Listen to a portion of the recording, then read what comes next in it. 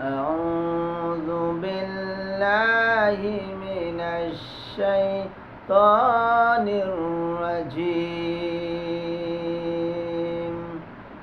بسم الله الرحمن الرحيم.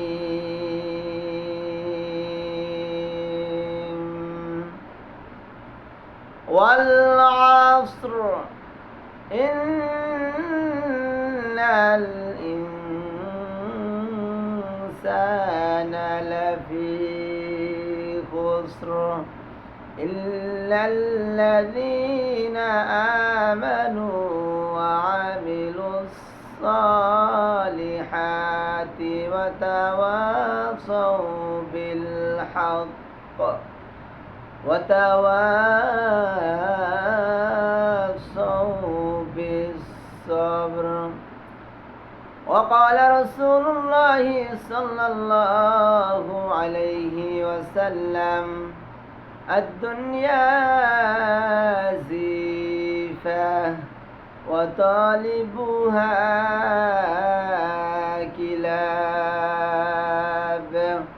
وقال تعالى في شأن حبيبه ومحبوبه ومعشوقه مخبرا وآمرا: إن الله وملائكته يصلون على النبي يا أيها الذين آمنوا صلوا عليه وسلموا تسليما. بلغ العلا بكماله كشف الدجى بجماله حسنت جميع خصاله. صلوا عليه وآله. محمد आकर कुफर को मिटाया,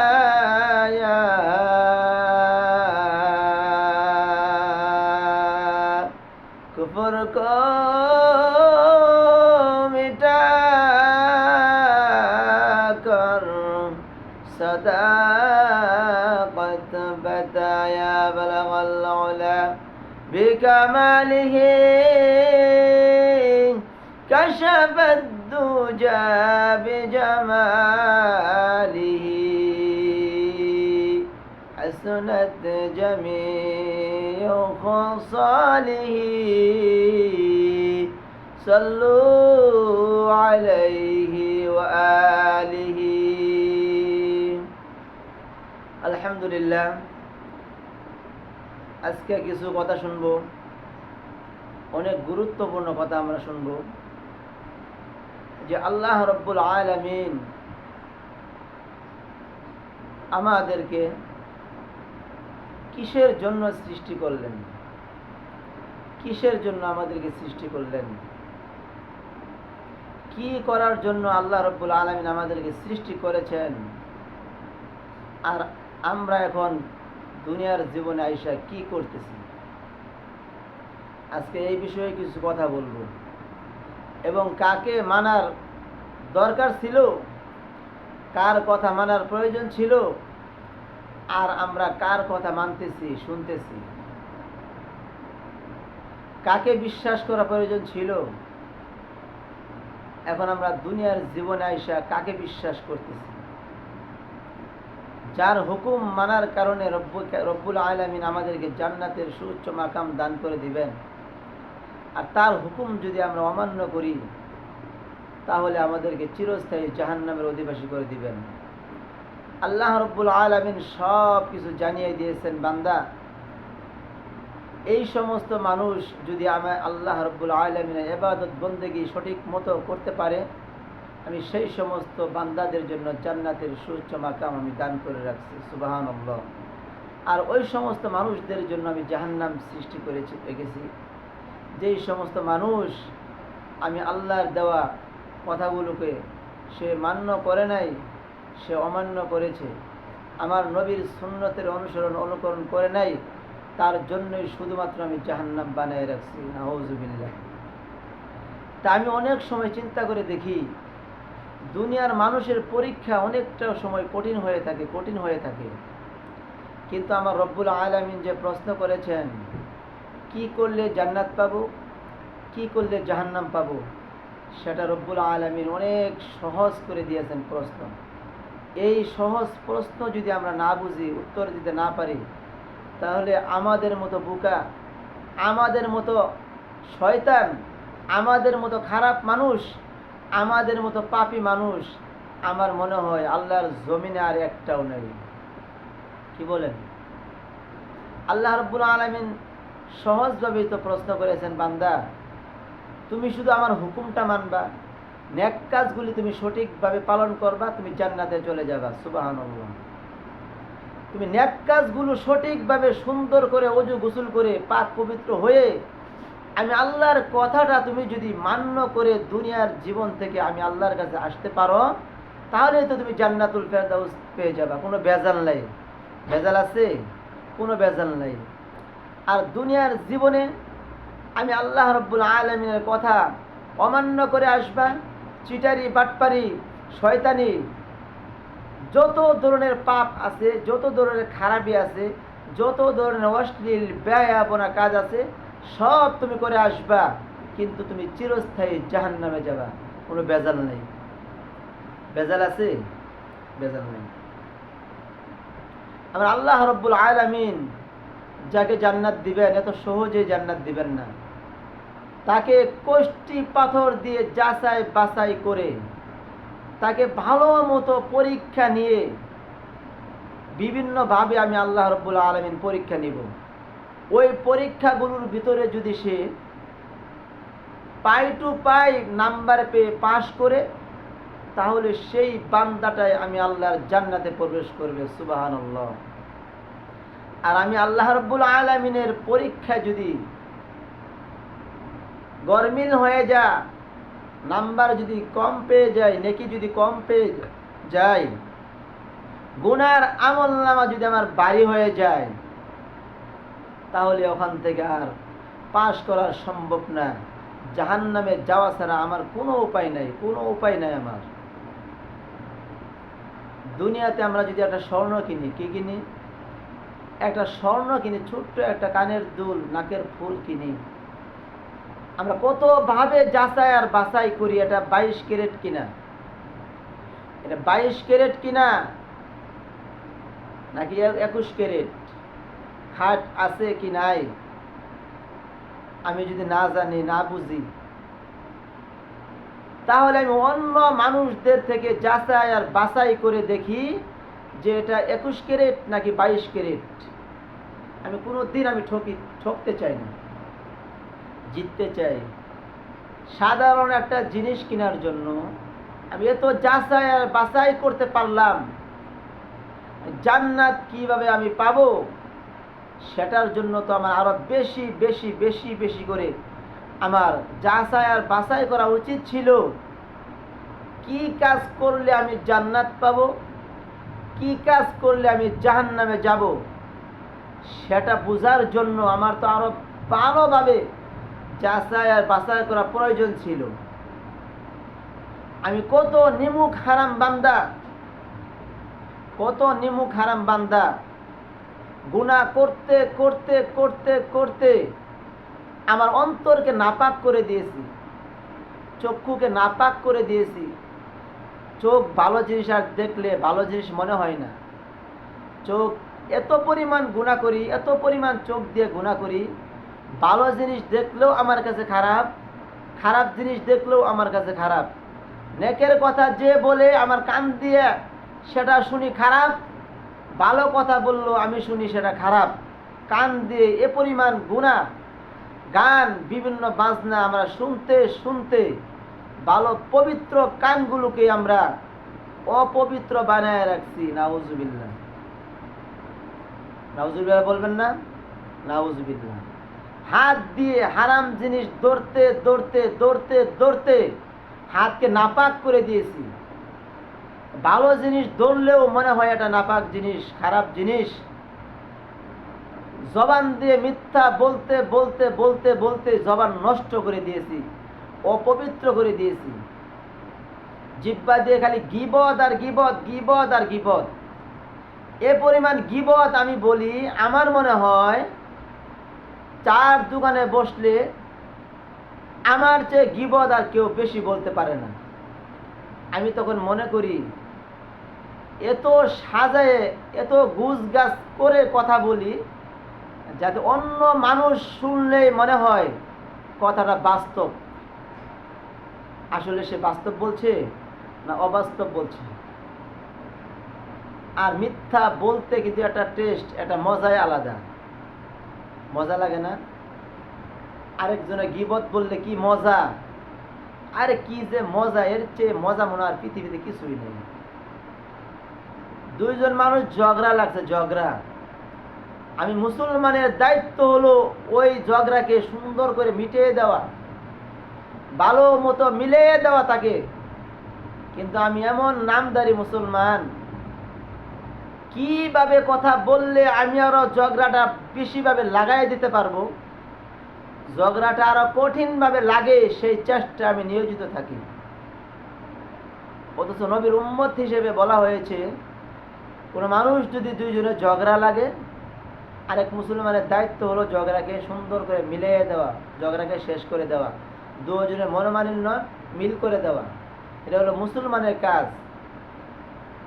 আর আমি কত নাম্বার মুসলমান হলে ঝগড়াকে আরো বাড়াইয়ে দিতে পারি, ঝগড়াকে আরো কঠিন রূপে লাগুক সেটা আমি করি।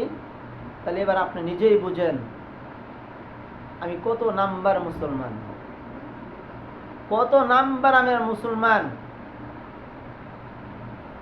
এক মুসল্লি নামাজ পড়ে,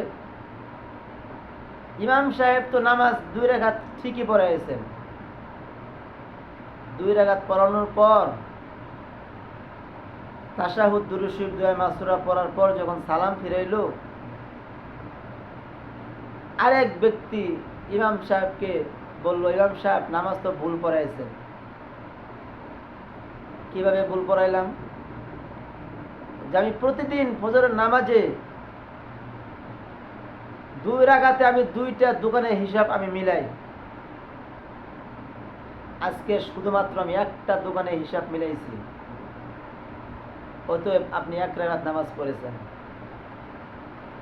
4 রাকাতে 4টা দোকানের হিসাব আমি মিলাই, আপনি নামাজ 3 রাকাত পড়াইছেন। কিভাবে 3 রাকাত পড়াইছি? যে আমি 3টা দোকানের হিসাব করতে পারছি, আর একটা দোকানের হিসাব আমি এখনো করতে পারি নাই, আপনি সালাম ফিরিয়ে দিয়েছেন। কত নাম্বার ছাড়া মুসলমান হলে, বেহায়া আপনা মুসলমান হলে ইমাম সাহেবকে বলতে পারে যে আমি 4 রাকাতে 4টা দোকানের হিসাব আমি মিলাই, আমি আজকে 3টা দোকানের হিসাব মিলাইছি, আপনি সালাম ফিরিয়ে দিয়েছেন। কারণ হলো কি? কারণ গীবত বলতে বলতে, শুনতে শুনতে, টিভি দেখতে দেখতে তার চোখ, ওই যে বলছিলাম চোখ নাপাক করে ফেলছে, তার কান নাপাক করে ফেলছে, তার জিহ্বা নাপাক করে ফেলছে। এখন ইমাম সাহেবকে পর্যন্ত ভুল ধরা শুরু করছে যে ইমাম সাহেব আপনি তো 3 রাকাত নামাজ পড়ে আছেন। আরো মুসল্লিদেরকে ইমাম সাহেব জিজ্ঞাসা করলো যে মুসল্লি ভাইয়েরা, আমি কয় রাকাত নামাজ পড়েছি আপনারা বলেন?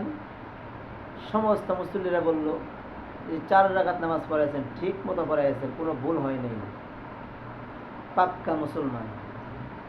কি মুসলমান? পাক্কা মুসলমান, পাক্কা মুসল্লি। আর আমি মানুষের ভুল ধরতে ধরতে ধরতে ধরতে আমি ইমাম সাহেবকে পর্যন্ত ভুল ধরি। আরে সে তো ইমাম সাহেবকে ভুল ধরবো কেন, আরো উপরে ধরনের লোককেও সে ভুল ধরে। তার দিল এতটা নাপাক হয়ে গেছে, এত পরিমাণ দিল নাপাক হয়ে গেছে। ওই যে হাদিস শরীফের মধ্যে বলছিলাম না, আর দুনিয়া জিফা অতলিবুহা কিলাব, আর দুনিয়া জিফা দুনিয়াটা হলো মরা জন্তুর ন্যায়, এই পৃথিবীটা হলো মরা জন্তুর ন্যায়, মরা গরু ছাগল বাছুরের মতো। অত লিবুহা কিলা, যারা এর পিছনে ঘুরে, মরা পৃথিবীর বুকে ঘুরে, জীবজন্তুর পিছনে ঘুরে, তারাও হলো কুকুরের মতো। নাউজুবিল্লাহ, তারাও হলো কুকুরের মতো। অথচ বলা হয়েছিল তোমাদেরকে জান্নাত থেকে পাঠানো হয়েছে, আবার জান্নাতি হয়ে আমার কাছে আসবা। নবীর সুন্নত মাইনে তুমি জান্নাতের মধ্যে আসবা। এখন আমি কত নাম্বার মুসলমান, নবীর সুন্নতের কোনো খবর নাই, আল্লাহর ফরজ বিধানের কথা কোনো স্মরণ নাই, মনে নাই। আমি আসি শুধুমাত্র দুনিয়া নিয়ে, ছেলে নিয়ে, স্ত্রী নিয়ে, মা নিয়ে, বাপ নিয়ে, নেতা নিয়ে, খেতা নিয়ে, আমি এই সমস্ত কিছু নিয়ে আসি। আল্লাহর কথা আমার কোনো মনে নাই, স্মরণ নাই, নবীর সুন্নতের কথা, হাদিসের কথা আমার স্মরণ নাই। কত নাম্বার খারাপ মানুষ হলে আমার এই দুনিয়ার পিছনে লাগতে পারি। দুনিয়া কিভাবে সুন্দর হবে, আমার ঘর কিভাবে সুন্দর হবে, আমার বাড়ি কিভাবে সুন্দর হবে, কার টাকা মাইরে আমি ধনী হব, কাকে আমি ঠকাই দিতে পারবো, এই দান্দা শুধু আমার মাথার ভিতরে, শুধু এই দান্দা দান্দা আমার ভিতরে, দান্দা দান্দা চলছে আমার ভিতরে, দান্দা শুধুই দুনিয়া দুনিয়া দুনিয়া। আমার মা কিভাবে খুশি হবে, আমার বিবি কিভাবে খুশি হবে, ছেলে সন্তান কিভাবে খুশি হবে, আমি এইভাবে কামাই রোজগার করার মধ্যে আমি লেগে পড়ছি। সেটা হারাম হোক আর হালাল হোক, সেটা আমার দেখার বিষয় না। আমার বিবির কাছে টাকা দিলে তো বিবি খুশি, খুশি। মার কাছে টাকা দিলে তো মা খুশি, ছেলের কাছে টাকা দিতে পারলে ছেলে খুশি, যোগ্য বাপ। বিবির কাছে টাকা দিতে পারলে বিবি মনে করবে আমার যোগ্য স্বামী। আসলে ভালোভাবে পরীক্ষা করলে যদি দেখা যায়, তাহলে এটা হলো তোমার অযোগ্য স্বামী, হারাম টাকা নিয়ে তোমাকে খুশি করছে, অযোগ্য স্বামী। মা যদি পরীক্ষা করে দেখা যায় তো তোমার ছেলে টাকাটা দিয়েছে হারাম না হালাল, তাহলেই বোঝা যেত যে হারাম টাকা দিয়ে ওই মাকে খুশি করছে, বাহবা জানাইছে, মার কাছে বাহবা পেয়েছে, তুমি যোগ্য সন্তান। আসলে কষ্টি পাথর দিয়ে পরীক্ষা করলে দেখা যেত ওই ছেলেটা অযোগ্য ছেলে, হারাম টাকা নিয়ে মাকে খুশি করছে, বাপকে খুশি করছে, আত্মীয় স্বজনদেরকে খুশি করছে, মসজিদ মাদ্রাসায় দান করছে, এসি লাগিয়ে দিয়েছে, ফ্যান লাগিয়ে দিয়েছে, আরো বিভিন্ন মানুষকে সহযোগিতা করছে হারাম টাকা দিয়ে, হারাম টাকা দিয়ে। আসলে এটা হলো অযোগ্য ছেলে, অযোগ্য সন্তান, অযোগ্য জনগণ, হারাম টাকা দিয়ে এই সমস্ত মানুষদেরকে খুশি করছে। আল্লাহ রাব্বুল আলামিন বলবেন, বান্দারে তোর মতো নাপাক, তোর মতো খারাপ গান্দা মানুষ আমি আল্লাহর কাছে একটাও নাই। নাউজুবিল্লাহ। অথচ বলা হয়েছে হারাম টাকার মধ্যে আমি আল্লাহ নিজে বরকত রাখি নাই, হারাম টাকার ভিতরে আমি আল্লাহ রাব্বুল আলামিন বরকত রাখি নাই, রাখি নাই, রাখি নাই। বেনামাজির মধ্যে আমি শান্তি বরকত রাখি নাই, রাখি নাই, রাখি নাই। আমি আল্লাহ রাব্বুল আলামিন বরকত রাখছি হালালের মধ্যে বরকত, হালালের মধ্যে বরকত, হালালের মধ্যে বরকত। আমি আল্লাহ হারামের মধ্যে বরকত রাখি নাই, কিয়ামত পর্যন্ত হারামের মধ্যে আমি বরকত রাখবো না। আল্লাহর ওয়াদা। কার ওয়াদা? আল্লাহর ওয়াদা।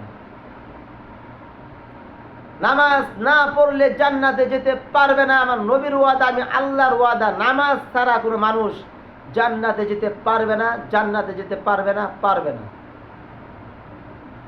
নামাজ ছাড়া কোনো মানুষ জান্নাতে যেতে পারবে না। এবার তুমি যে ধরনের লোক হও না কেন, যে ধরনের লোক তুমি হও না কেন, নামাজ ছাড়া আল্লাহর জান্নাতে যাওয়া এত কঠিন। একটা সুঁয়ের ছিদ্র দিয়ে হাতি প্রবেশ করা যতটা কঠিন হবে তার চেয়ে কঠিন হবে বেনামাজি আল্লাহর ফরজ বিধান আদায় করে নাই, নবীর সুন্নত আদায় করে নাই, তার চেয়েও কঠিন হবে ওই সমস্ত মানুষ জান্নাতে যেতে কঠিন হবে। নাউজুবিল্লাহ। একটা সুই আছে না, সুইয়ের ছিদ্র দিয়ে হাতি প্রবেশ করা যতটা কঠিন, তার চাইতো বেনামাজি, সুদখুর, ঘুষখুর, হারামখুর, চিটারি, বাটপারি আল্লাহর জান্নাতে যাওয়া তার চেয়েও কোটি কোটি গুণে কঠিন হবে জান্নাতে যাওয়া। নাউজুবিল্লাহ। আর আপনি বসে বসে চার দোকানে গীবত করবেন, আপনি জান্নাতে চলে যাবেন। হ্যাঁ, আপনি সারাদিন মানুষের অন্যায়, অপরাধ, নির্লজ্জ কাজ করবেন, আপনি জান্নাতে যাবেন। হ্যাঁ, জান্নাতে যাবেন আপনি। হ্যাঁ, মানুষের ঝগড়া লাগলে ঝগড়া মিটিয়ে দেওয়ার কথা বলা হয়েছে, আর আপনি ঝগড়া লাগাইয়া দেন, বাড়াইয়া দেন, আরো আপনি জান্নাতে যাবেন। হ্যাঁ, আপনি মনে রাখবেন জান্নাতের গন্ধ আপনি পাবেন না। আপনাকে বিনা হিসাবে জাহান্নামের অধিবাসী বানায় দেওয়া হবে, বিনা হিসাবে। মনে করতেছেন আমি খুব চালাক,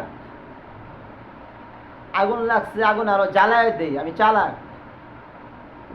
অথচ বলা হয়েছিল ওই ব্যক্তি চালাক যে ঝগড়া লাগছে তো তুমি দুইটা কথা বলে ঝগড়া মিটিয়ে দাও, থামায় দাও, তুমি আরো বাড়ায় দাও। হ্যাঁ,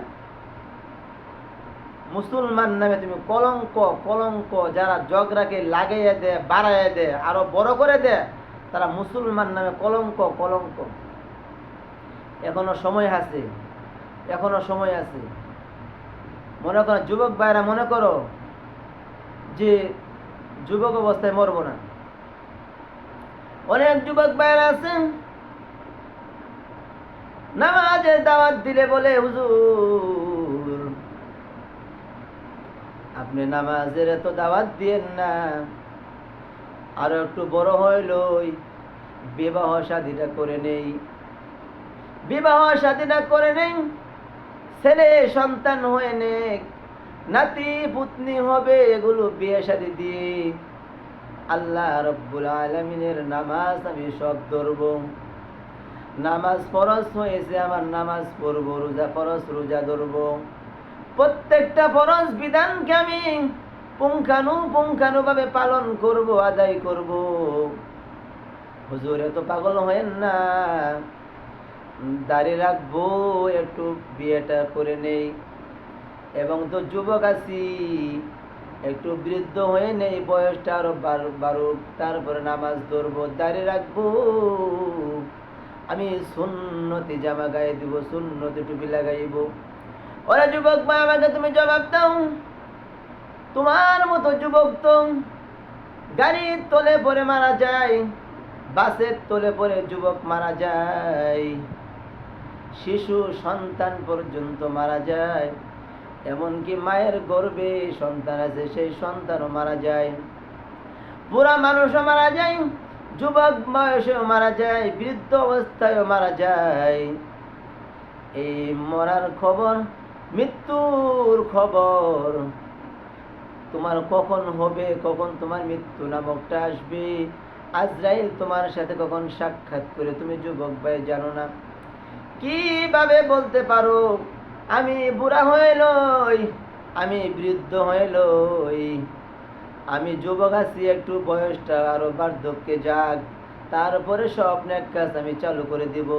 ও যুবক ভাই, তুমি যদি এই গ্যারান্টি আমাকে দিতে পারো আমি যুবক বয়সে দাঁড়িয়ে রাখবো না, বৃদ্ধ অবস্থায় রাখবো, তাহলে তোমার খবরটা নাও।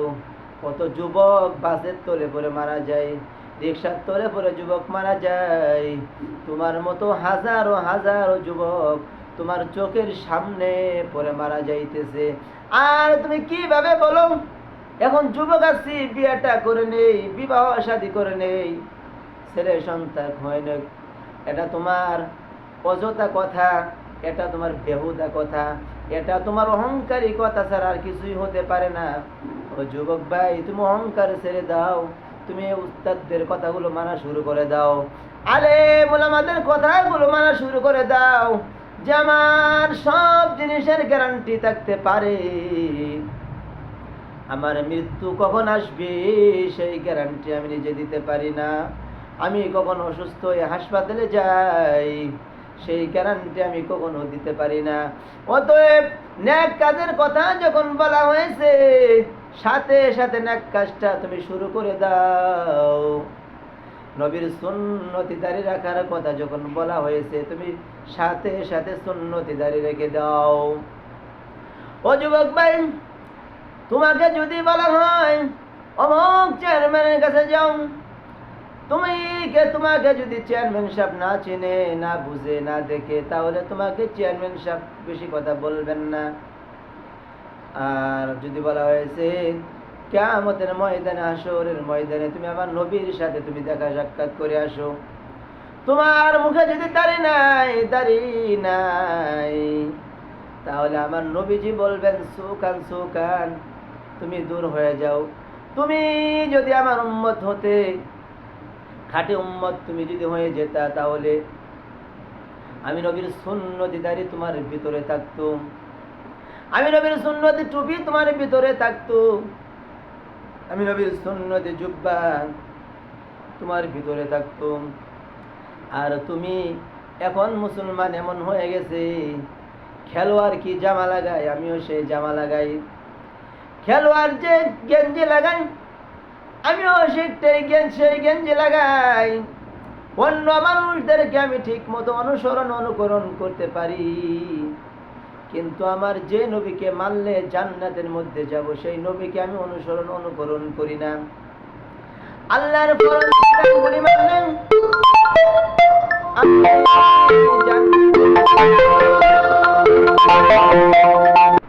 আমি সেই ফরজ বিধানগুলো আমি মানি না। আল্লাহ রাব্বুল আলামিন বলছেন বান্দারে, ওয়াল আসরি ইন্নাল ইনসানা লাফি খুসর ইল্লাল্লাযীনা আমানু ওয়া আমিলুস সালিহাতি ওয়া তাওয়াসাউ বিল হাক্কি ওয়া তাওয়াসাউ বিস সবর। আমি আল্লাহ রাব্বুল আলামিন আসরের কসম খেয়ে বললাম, ওয়াল আসরি, আমি আল্লাহ রাব্বুল আলামিন শপথ করলাম, ইন্নাল ইনসানা লাফি খুসর, দুনিয়ার মধ্যে যত ধরনের মানুষ আছে সবাই হলো ক্ষতিগ্রস্তের মধ্যে পড়ে আছে, ক্ষতির মধ্যে পড়ে আছে। ইল্লাল্লাযীনা আমানু, যারা আমি আল্লাহ রাব্বুল আলামিনের ঈমান এনেছে, আমার প্রতি যারা ঈমান এনেছে, ওয়া আমিলুস সালিহাত,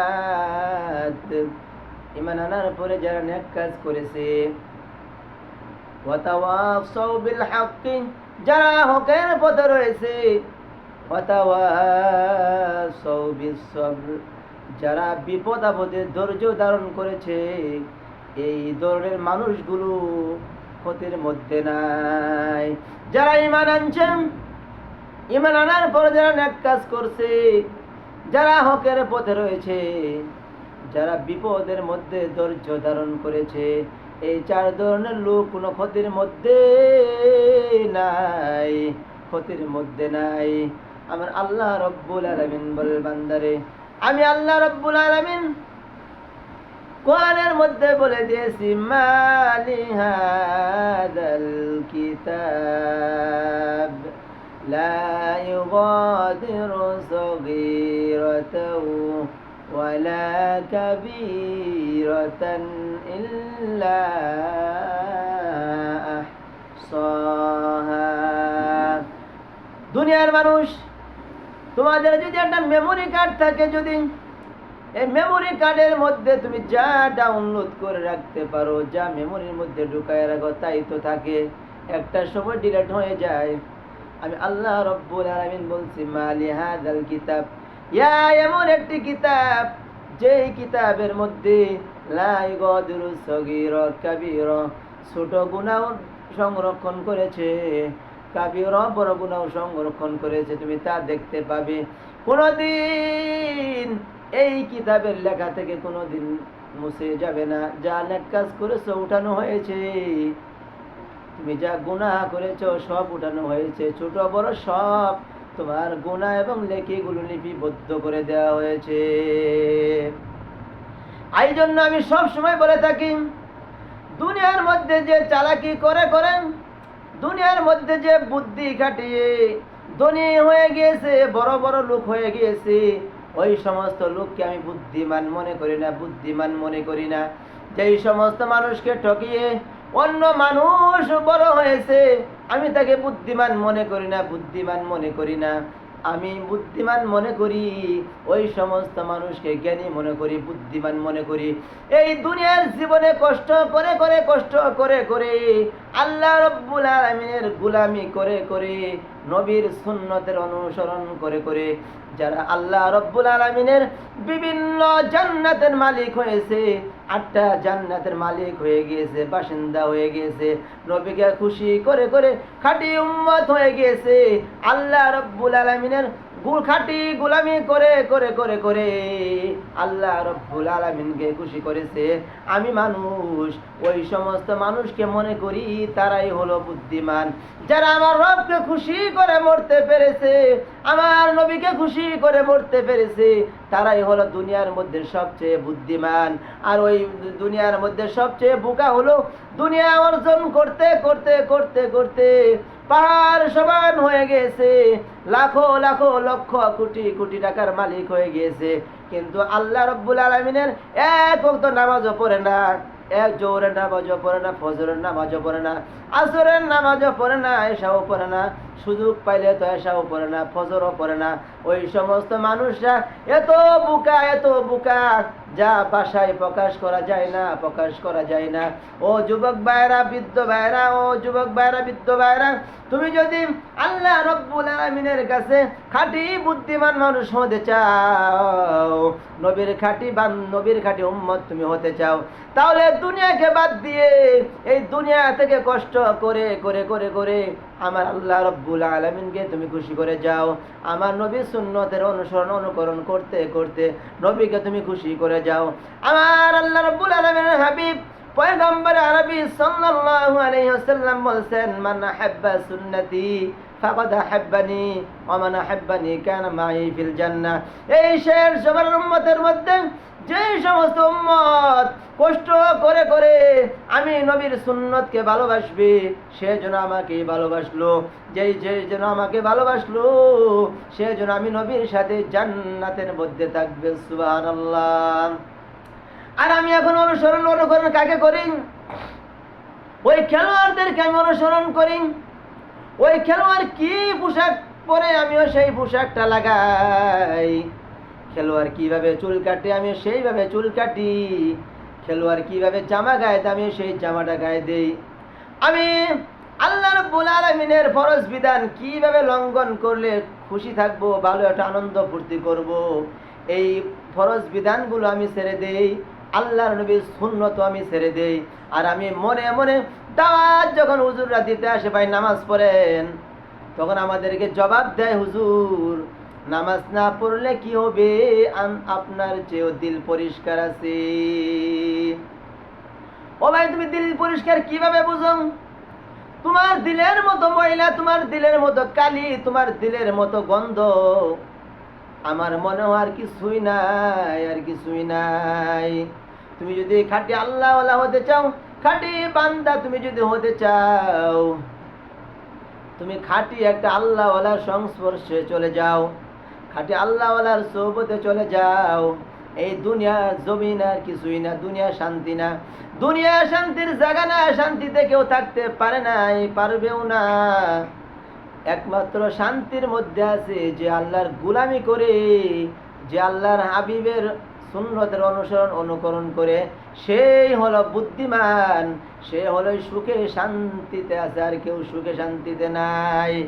আল্লাহর গোলামি তুমি করো না, তুমি লেখাপড়া করতে করতে IA BA master degree honours পড়তে পড়তে চুলগুলি উঠাই ফেলেছো, কিন্তু তুমি আল্লাহর নামাজ পড়ো না। তুমি এত বুদ্ধিমান, এত বুদ্ধিমান, সব কিছুই তুমি শুনতে পারো, আজানের কান, আজান দিলে তোমার কান দিয়ে যখন আজানটা শোনো, তুমি মসজিদের মধ্যে যাও না, তুমি জ্ঞানী শিক্ষিত না। তুমি যদি জ্ঞানী শিক্ষিত দাবি করো, তাহলে একমাত্র আল্লাহ রাব্বুল আলামিনের গোলামি করবা, তাহলেই বুঝবো তুমি শিক্ষিত। আর তুমি শিক্ষিত হওয়ার পরে যদি আল্লাহর গোলামি নামাজ না পড়ো, আল্লাহর সাজদা না দাও, রমজান মাসের রোজা তুমি যদি ঠিক মতো না রাখো, নামাজের মধ্যে যদি দৈনিক 5 বার তুমি মসজিদের মধ্যে না যাও, তোমার মতো নামে শিক্ষিত হয়েছো, জ্ঞানী হয়েছো, আল্লাহর আদালতে তুমি হলা অশিক্ষিত মূর্খ। এজন্য বার আমার, তুমি নামাজ পড়তে পারো না যুবক, তোমার মতো নামাজি স্কুলের মধ্যে অভাব নাই। কলেজ ভার্সিটির ছেলে পাগড়ি পর্যন্ত মাথায় দিয়ে নামাজের মধ্যে যায়, ক্লাসের সময় ক্লাস করে আবার নামাজের সময় পাগড়ি মাথা দিয়ে নামাজে যায়, আছে না নাই? অনেক যুবক আছে, তুমি পর্দা করতে পারো না, তোমার মতো মেয়ে আর অনেক পর্দা আছে, হাজারো হাজারো মেয়ে পর্দা করে, তুমি কেন পারো না? এটা তোমার অহংকার ছাড়া আর কিছুই হতে পারে না। আমি এই জন্য কথাটা বারবার বলি, তুমি নেক কাজ করতে নাও পারলে গুনাহ করিও না, অন্তত তুমি গুনাহ করিও না, হাতের দ্বারা কোনো গুনাহ করবা না, মুখের দ্বারা কোনো গুনাহ করবা না, চোখের দ্বারা কোনো গুনাহ করবা না, অন্তর দিয়ে তুমি দিলে দিলে দিলে দিলে মানুষের দোষ বলে বলে, জিহ্বা দিয়ে দোষ বলে বলে, গীবত করে করে তুমি মানুষের এই গুনাহ তুমি নেবা না। অথচ বলা হয়েছে, তুমি যদি অন্য একটা ভাইয়ের গীবত করো, অন্য মানুষের দোষ বলো, তাহলে তার গুনাহগুলো তোমার আমল নামায় আসতে থাকে। আবার তোমার যে নেকি আছে, ওই নেকিগুলো যার নামে দোষ কয়লা, তার আমল নামার মধ্যে চলে গেল। এজন্য আল্লাহর এক ওলি, তার দোষ কইতেছিল, বাজারের মধ্যে দোষ কইতেছিল, তখন ওই ওলি যখন শুনলো, তার বাড়ির মধ্যে অনেক মিষ্টি পাঠিয়ে দিল। ওই ব্যক্তি বলল, আরে আমি তো আজকে দোষ বলেছি, তার গীবত করেছি, তারপরেও আমার বাড়ির মধ্যে মিষ্টি পাঠিয়ে দিল। জিজ্ঞেস করলো, হুজুর কিভাবে মিষ্টি পাঠিয়ে দিলেন, কি উদ্দেশ্যে? যে ভাই, আজকে বাজারের মধ্যে তুমি আমার দোষ বলেছো, গীবত করেছো, তোমার আমল নামার মধ্য থেকে আমার আমল নামায় তোমার নেকিগুলো আমাকে তুমি দিয়েছো, আর আমার গুনাহগুলি তুমি নিয়েছো, এত উপকার করেছো, এই জন্যই তোমার বাড়ির মধ্যে আমি মিষ্টির কার্টন পাঠিয়ে দিয়েছি।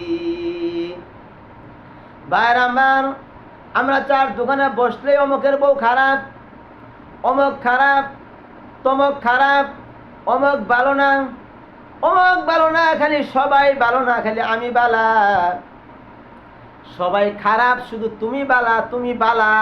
তুমি খোঁজ নিয়ে দেখো, তুমি সব চাইতে নিকৃষ্ট খারাপ। বাজারের মধ্যে গিয়েছো, খালি মানুষের দোষ, গীবত আর গীবত, গীবত আর গীবত। এই জন্য আমার নবী করিম সাল্লাল্লাহু আলাইহি ওয়াসাল্লাম বলছেন, দুনিয়ার সব চাইতে খারাপ জায়গা হলো বাজার, এবং সবচাইতে ভালো জায়গা হলো আল্লাহর মসজিদ। যা কথা বলার এখন আর বেশি টাইম নাই। আমি যে কথাগুলো বললাম, আল্লাহ রাব্বুল আলামিনের দিকে তাকিয়ে বললাম। যুবক ভাইয়েরা, বৃদ্ধ ভাইয়েরা, গুনাহ ছেড়ে দেন, গুনাহ ছেড়ে দেন, নেকি কম করেন, গুনাহ আপনি ছেড়ে দেন।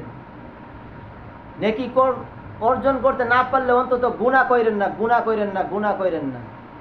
মানুষের দোষ আর বইলেন না, মানুষের দোষ আর বইলেন না, বইলেন না, দোষ আর বইলেন না। মানুষের গীবত আর বইলেন না, গীবত বলবেন না, গীবত বলবেন না। আল গীবাতু আশাদ্দু মিনাজ জিনা, গীবত হলো জিনার চেয়েও মারাত্মক গুনাহ। আর আমি এত এত মানুষের দোষ বলি, গীবত বলি, যে আমার পেশা হয়ে গেছে শুধু গীবত বলা, দোষ বলা। আর মানুষের ক্ষতি কইরেন না, ক্ষতি কইরেন না। মানুষের হক আপনি নষ্ট কইরেন না, কইরেন না। আপনি মনে করছেন বনের অংশী না দিয়ে আমি আল্লাহর জান্নাতে চলে যাব, এটা মনে করছেন?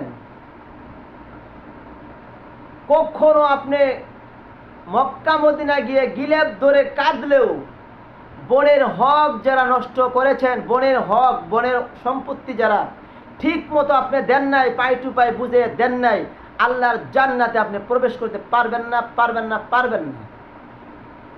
আপনি আল্লাহর জান্নাতে অন্তত প্রবেশ করতে পারবেন না। যারা বনের অংশী, নষ্ট করে দিয়েছেন, মেরে দিয়েছেন। হক যারা নষ্ট করছেন, বোনের সম্পত্তি যারা বুঝিয়ে দেন নাই, তারা আল্লাহর জান্নাতে যেতে পারবেন না। আপনি জাহান্নামের অধিবাসী হয়ে গেছেন। মনে রাখবেন সেটা। মনে করতেছেন আমি চালাক, হ্যাঁ আমি চালাক, বোন পাবো 10 কাঠা, আমি দিয়েছি 1 টাকা, আমি চালাক। তোমার মতো নির্লজ্জ, তোমার মতো বেহায়া, তোমার মতো অশিক্ষিত মূর্খ আল্লাহর জমিনে আর একটাও নাই। শুধুমাত্র একটাই আছো, তুমি আছো। কত টাকা লাগে তোমার? কত টাকা লাগে তোমার? কত টাকা লাগে? বোন তোমার অংশ নিয়েছে? কথা বলেন না কেন? বোন তোমার অংশ নিছে না, তার বাপের ডা সে নিছে। তুমি সব কেন নাও? তোমার পেট ভরে না? ভরে না পেট? হালালে পেট ভরে না, এই জন্য তো বলা হয়েছে হারাম দিয়ে পেট ভরতে হবে। তুমি মনে রাখবা, মানুষের হক নষ্ট করে আল্লাহর জান্নাতে কেমন কঠিন হবে জানেন? সুঁয়ের ছিদ্র দিয়ে হাতি প্রবেশ করা যতটা কঠিন হবে, সুঁয়ের ছিদ্র দিয়ে হাতি প্রবেশ করা যতটা কঠিন, যারা মানুষের হক নষ্ট করেছেন, বোনের হক নষ্ট করেছেন, মানুষের 1 টাকা থেকে শুরু করে যত টাকা নষ্ট করেছেন, বেহক করেছেন, তার হক মেরে দিয়েছেন, আল্লাহর জান্নাতে যাওয়া তার চেয়েও বেশি কঠিন হবে আল্লাহর জান্নাতে যাওয়া আপনার জন্য। এখনো সময় আছে। যার টাকা মেরে খাইছেন, যার অংশে মেরে আপনি খাইছেন, আপনি অন্তত তাকে বুঝাইয়া দিবেন যদি আল্লাহর জান্নাতে যেতে চান। অত সহজ না আপনি আল্লাহর জান্নাতে যাবেন না। মানুষের হক নষ্ট করে করে আপনি জান্নাতে যাবেন, এটা ভাবছেন? জাহান্নামের গন্ধ আপনি পাবেন, জাহান্নামের আগুনে আপনি পড়বেন, জান্নাতের গন্ধ আপনি পাবেন না, পাবেন না, পাবেন না। কত সম্পত্তি আপনার লাগে? কত সম্পত্তি লাগে আপনার? এত চালাকি করেন কেন? চালাকি? বোন যা পাবো তাকে একটু বুঝাই দিলেই তো হয়। বোনেরা কি সব নিতে চায়? সব তো কোনো বোন সব নিতে চায় না, ভাইয়ের জন্য অনেক রাইখিয়ে নিতে চায়। কোনো বোন পাই টু পাই নিতে চায় না, ভাইকে ঠকাইতে চায় না। কিন্তু আমরা বোনকে এত ঠকাই, এত ঠকাই, এত ঠকাই, মৃত্যু পর্যন্ত যেন বোনেরা আমাদেরকে, ভাইদেরকে বরদোয়া দেয়, বরদোয়া দেয়, বরদোয়া দেয় যে ভাই আমার অংশী মেরে দিয়েছে, আমার বাপের সম্পত্তি আমাকে দেয় নাই, আমার বাপের সম্পত্তি আমাকে ঠিক মতো বুঝাইয়ে দেয় নাই, ওই ভাই মারা গেলেও আমি দেখবো না। ওই ভাইয়ের জন্য লানত, ওই ভাইয়ের জন্য বরদোয়া, বরদোয়া, বরদোয়া। বোন তো আপনারটা নেয় নাই, আপনারটা তো নেয় নাই কে বোন? বোন তো তার বাপেরটাই নিয়েছে। আরো বলে কিছু অংশী নিলে, বাইরা বলে বোন অংশী তো নিলি না, সম্পর্কটা নষ্ট করে গেলি, সম্পর্কটা নষ্ট করে গেলি। আল্লাহর কসম খেয়ে বললাম, যারা বোনের অংশী দেন নাই, ঠিক মতো বুঝাইয়া দেন নাই, অংশী মেরেছেন, নষ্ট করে দিয়েছেন, আপনি অন্তত আল্লাহর জান্নাতে যেতে পারবেন না। অন্তত আপনি আল্লাহর জান্নাতে যেতে পারবেন না। আপনার জন্য জান্নাত হারাম ততদিন পর্যন্ত, যতদিন পর্যন্ত আপনি বোনের হক ঠিক মতো বুঝায় না দিয়েছেন, মাপ চেয়ে ক্ষমা না নিতে পারছেন, আল্লাহ ততদিন পর্যন্ত আপনাকে মাফ করবে না। আল্লাহ ততদিন পর্যন্ত আপনাকে মাফ করবে না। আল্লাহ বলছে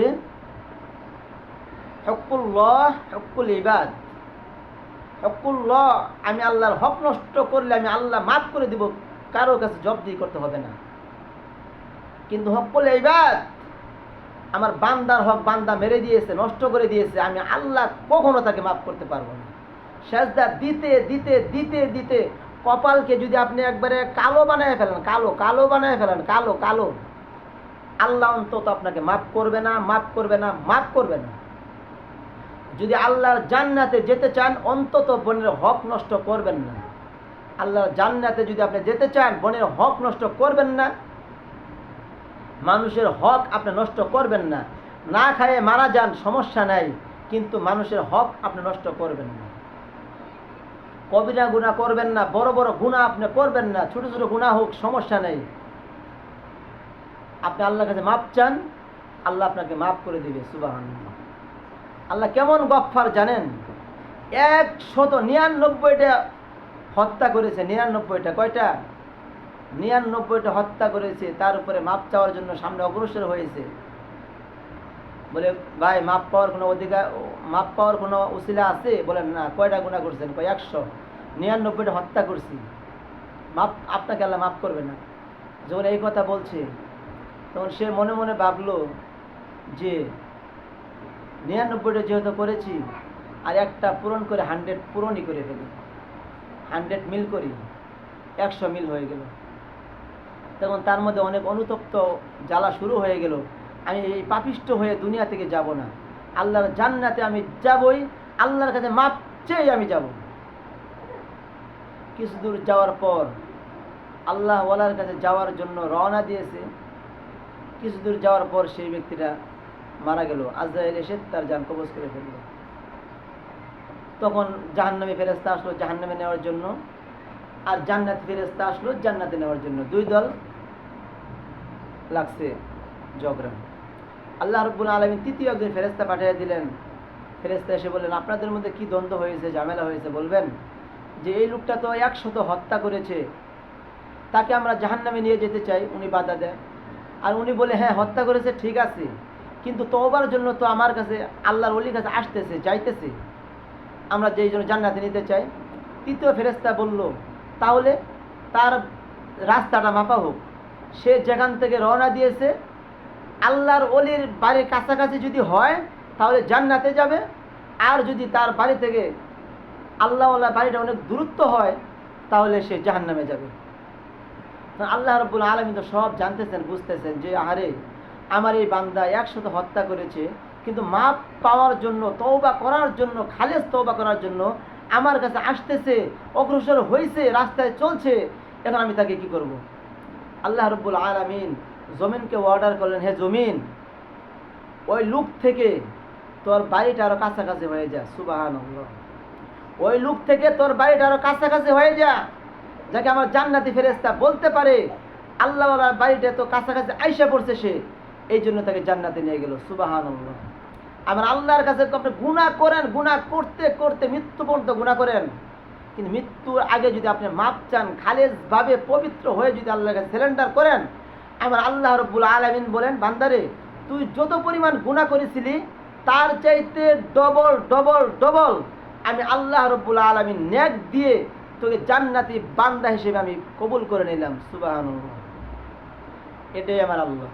কিন্তু আমার এমন নিমুখ হারাম বান্দা, শুধু গুনাহ করতেছে, গুনাহ করতেছে, চার দোকানে গুনাহ, বাজারে গুনাহ, মসজিদের মধ্যে বসে বসে গুনাহ করি, গীবত করি, রাস্তায় হাঁটতেছে গীবত, শয়তানি, বাটপারি, আহাজারি, রাহাজানি, যত কিছু আছে গুনাহ, সব গুনাহ আমি করি, একটা বারের জন্য আমার আল্লাহর কাছে মাপ চাই না। কত নিমুখ হারাম বান্দা হলে আমাদের এটা করতে পারি আমরা।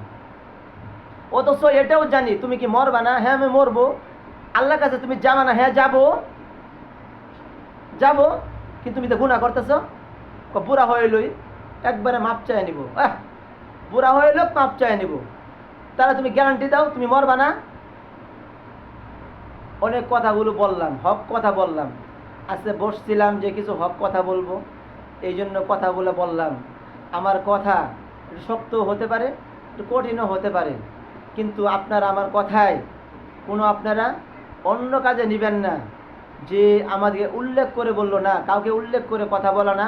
আমার উদ্দেশ্য হলো আপনার গুনাহ ছেড়ে দেন, যেগুলো ছেড়ে দেওয়ার জন্য বলছি আপনি সেগুলো ছেড়ে দেন, আপনি নবীর সুন্নতগুলো পাক পবিত্রভাবে আদায় করেন, আল্লাহর ফরজ বিধানগুলো আপনি আদায় করেন, আপনি সোজা আল্লাহর জান্নাতে চলে যাবেন, বেজাল নেই। আর আপনি যে গুনাহগুলো ছেড়ে দিতে বলছি, মানুষের হক, গীবত, আপনি মানুষের অন্যায় অপরাধ কাজগুলো ছেড়ে দেন, নামাজি হন, আল্লাহওয়ালা হন, হুজুরদের পরামর্শে জীবনটা আপনি চালান, কোরআন তেলাওয়াত করেন। কোরআন পড়তে পারেন না, কোরআনটা বুকে নিয়ে আপনি একটু আল্লাহর কাছে মাপ চান, আল্লাহ রাব্বুল আলামিন সব আপনাকে মাফ করে দিবে। সুবহানাল্লাহ। যে আল্লাহ কোরআন পড়তে পারে না, আপনি আমাকে মাফ করে দেন। আল্লাহ নামাজ সঠিক মতো পড়তে পারে না, আপনি আমাকে মাফ করে দেন। আল্লাহ রাব্বুল আলামিন বলে, বান্দা আমার কোনো ছেলে নাই, স্ত্রী নাই, পুত্র নাই, কিচ্ছু নাই, আমি আল্লাহ তোকে আদর করে, মায়া করে, যত্ন করে, আমার মনের মতো সুন্দর করে তোকে বানাইছি। বান্দা শুধুমাত্র তুই আমার গোলামি করবি, তুই আমার গোলামি করবি, গোলামি করবি, তুই মরার পরে জান্নাতে প্রবেশ করবি। সুবহানাল্লাহ। কিন্তু আমি দুনিয়ার জীবন আইসা আল্লাহকে ভুলে গেলাম, যিনি আমাকে বানাইছেন, চোখ দিয়েছেন, হাত দিয়েছেন, নাক দিয়েছেন, মুখ দিয়েছেন, হাত দিয়েছেন, জিহ্বা দিয়েছেন, পা দিয়েছেন, অন্তরে দিয়েছেন, আমাকে কিডনি দিয়েছেন, বাল্ব দিয়েছেন, মাথা বানিয়ে দিয়েছেন, নাক দিয়েছেন, দাড়ি সুন্দর করে দিয়েছেন, দাঁত দিয়েছেন, কত কত নিয়ামত দিয়ে আমাকে আল্লাহ রাব্বুল আলামিন সাজাইছেন। তার বিনিময়ে কিছু একটা টাকাও চাই নাই, টাকা চাই নাই। শুধু বলছে আমাকে সাজদা দিবি, আমার নবীর সুন্নতটা তুই মানবি, নামাজের সময় হলে নামাজটা পড়বি, আর বাকি সময় তোর কাজ কর, নিষেধ নাই, বাধা নাই। তোর স্ত্রীকে সময় দে, তোর মাকে সময় দে, ছেলেকে সময় দে, বাজার কর, সব কর, ঘর বানা, ঘর বাড়ি ঘর সুন্দর কর, কিন্তু আমি নবীর সুন্নত মান, আমি আল্লাহর ইবাদত বন্দেগী তুই কর, তোর জন্য আমি আল্লাহর জান্নাত রয়েছে সুন্দর। সুবহানাল্লাহ। আল্লাহ পাক রব্বুল আলামিন আমাদেরকে উল্টা না বুঝে কথাগুলো ভালো মতো বোঝার জন্য তৌফিক, হিম্মত সবাইকে দান করুক। সকলে বলুন আমিন। ওয়া আখিরু দাওয়ানা আলহামদুলিল্লাহি রাব্বিল আলামিন।